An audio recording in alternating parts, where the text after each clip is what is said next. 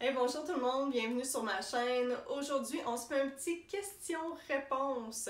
Si on ne se connaît pas déjà, je m'appelle Marie Plamondon et ici, je crée des vidéos pour donner des conseils marketing et de rédaction pour les entrepreneurs du mieux-être.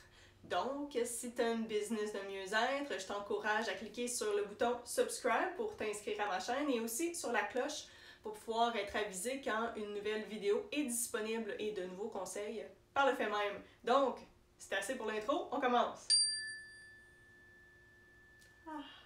Donc, la question d'aujourd'hui, en fait, je devrais dire le défi d'aujourd'hui vient de Dani. Dani demande comment arriver à sensibiliser les parents de jeunes enfants à suivre ma formation pour faciliter la vie de leurs enfants.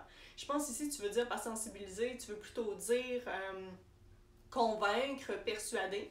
Donc, c'est vraiment un processus. On parle souvent de funnel de vente, sales funnel en anglais, funnel de conversion, de cycle de vente. On comprend donc qu'il y a plusieurs étapes. Selon la source, là, ça varie entre 4 et 6 étapes. On va parler de 5 aujourd'hui. La première, sensibilisation, donc il faut qu'ils sachent que tu existes. On fait ça par la publicité, des lead magnets, des événements, des blogs, podcasts. Ensuite, il faut qu'il y ait un intérêt. Donc, c'est là que tu vas créer une relation, une réelle relation avec eux, que ce soit en leur envoyant des courriels, en répondant à leurs questions précises en format vidéo, comme je le fais présentement. Tout ce que tu peux faire pour aider à créer un lien de confiance avec eux, tout simplement. Troisième étape, ça va être la considération. Donc, ils vont évaluer ce que tu offres puis déterminer si c'est pour eux. C'est là qu'entrent en jeu les sales pages, les pages de vente. Et c'est là que le texte est hyper important. Donc, le copywriting est super important. Ensuite, c'est l'intention. C'est la suite logique de la considération puis c'est souvent jumelé. C'est encore en lien avec tes sales pages, donc le texte est super important. Tu veux qu'ils comprennent que ta solution est la solution pour eux.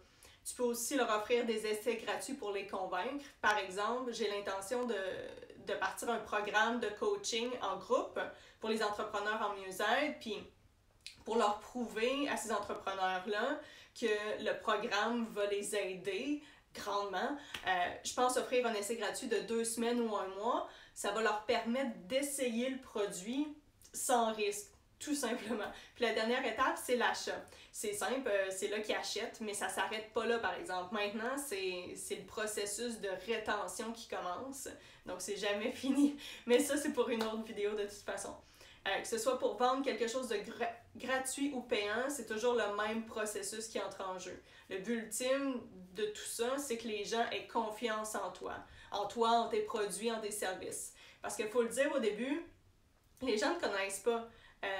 Ils connaissent peut-être même pas tes services, tes produits, donc ce que tu offres. Puis plus que ton offre ou ton produit ou service, c'est quelque chose de nouveau pour ton client potentiel, plus va falloir que tu prennes ton temps puis que tu fasses de l'éducation. Donc, va falloir que tu uses de patience. OK, toi, c'est fait pour cette question-là. Si tu as une question pour moi, écris-la dans les commentaires de cette vidéo-là avec le hashtag question pour Marie et je vais y répondre, je te le promets. Bonne journée tout le monde!